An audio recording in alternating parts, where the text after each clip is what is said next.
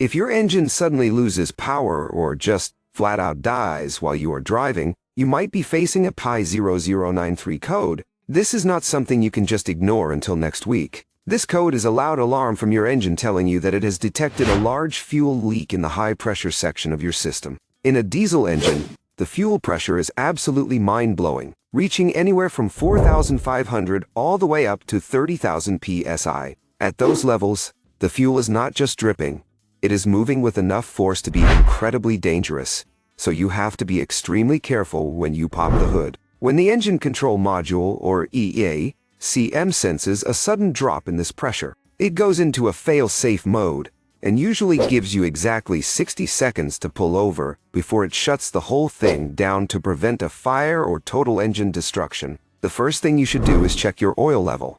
If the oil level has actually gone up on the dipstick, or if it smells strongly like raw diesel fuel, you probably have an injector that is stuck wide open and is dumping fuel straight into your crankcase. If that happens, do not try to start the engine again, or you will destroy your bearings. Look closely at the common rail and every single fuel line for any signs of wetness or spraying fuel. Sometimes the problem is as simple as a cracked line or a failed fuel pressure sensor that is sending the wrong signal to the computer. Even a badly clogged fuel filter can sometimes trick the computer into thinking there is a leak because the volume of fuel simply is not there when the engine asks for it. Check your connectors for corrosion and look up any technical service bulletins, or TSB, for your specific truck, because some models have known issues with fuel pressure regulators or control actuators. This is a serious safety situation, so handle it with the respect that 30,000 pounds of pressure deserves, and get it fixed before you end up stranded or worse.